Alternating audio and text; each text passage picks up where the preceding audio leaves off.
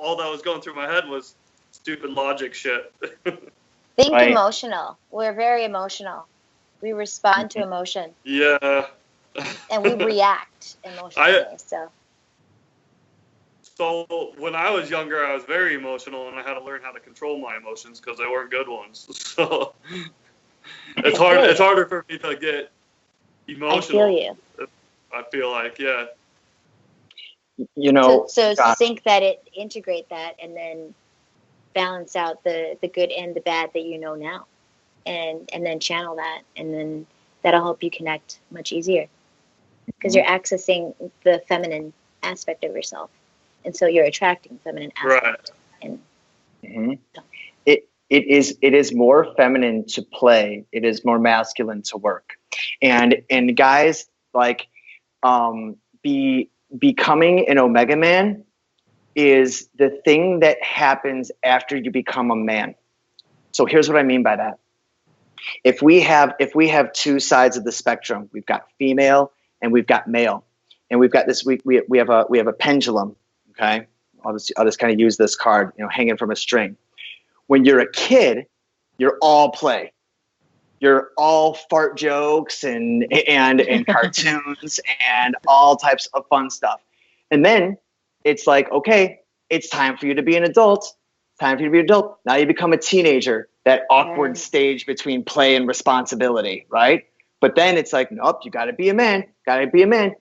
Get your grades up, get your job up, go, learn a skill. Okay, now it's go to work, pay your bills, like all this stuff. And it's like at this point where it's like, oh, you got a job, you pay your bills, you're independent. It's like, yeah, I won the game. But then when it's time to meet girls, women are still over here with all the play.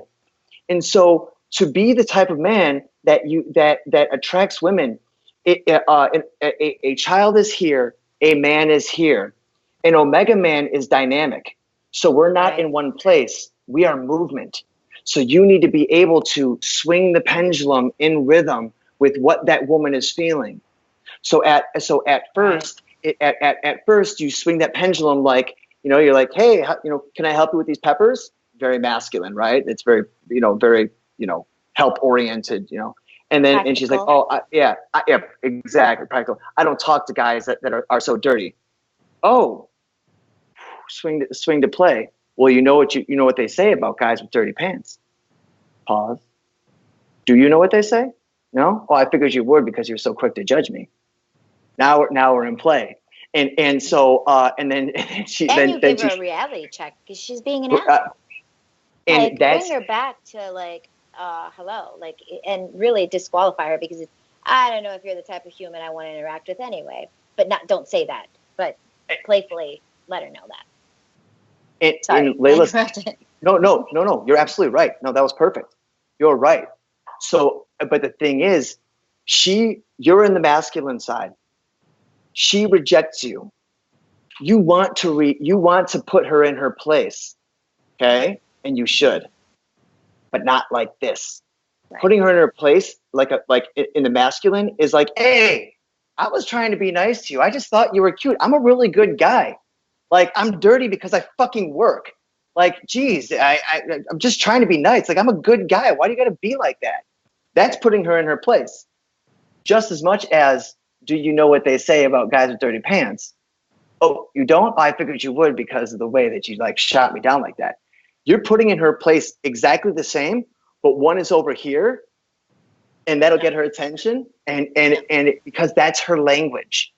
That's the feminine. Play is the feminine language. So it's okay to give them shit as long as it's play. Makes sense? So Josh, here's the point. And I want you to pay attention to this so very clearly. The concept of invincibility is that no matter what situation you're in, you win. So Josh, you probably would have felt a whole lot more comfortable if you were wearing the threads that you feel absolutely confident in. If you were freshly showered, taped up real nice, you had your hair back and was wearing like your A1 outfit, right? That point you'd feel confident. That's one scenario. The next scenario is you're dirty, you're in your work clothes, your hands aren't clean, and you think it's a disadvantage. Not if you know how to play the game. Because here's the thing, Josh. I bet you, if you played your hand like that, and she gave you shit being dirty, and you played with that, you would have a better chance with her than if you showed up buttoned up, looking good. So here's the thing. This is how we win, or we win then more. she looks forward to seeing you all done up, and then it's like, oh wow, and then she sees both of your aspects, and that's a lot of fun.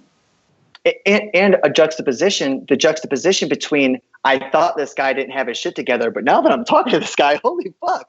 Like, yes, who the hell is this guy? Exactly. So again, guys, if you think that you have anything that makes you non-appealing to women, you're wrong. You just don't know how to use it. I've got one guy that I help out that has cerebral palsy, nonverbal, and we have him picking up girls on a voice machine. No joke. We pre-programmed his voice machine to hit a button and spit out lines. Okay, he was picking up girls at, I don't think it was Starbucks. It was some restaurant, but maybe it was Starbucks. I don't know. But anyways, there is no such thing as a disadvantage. Yeah.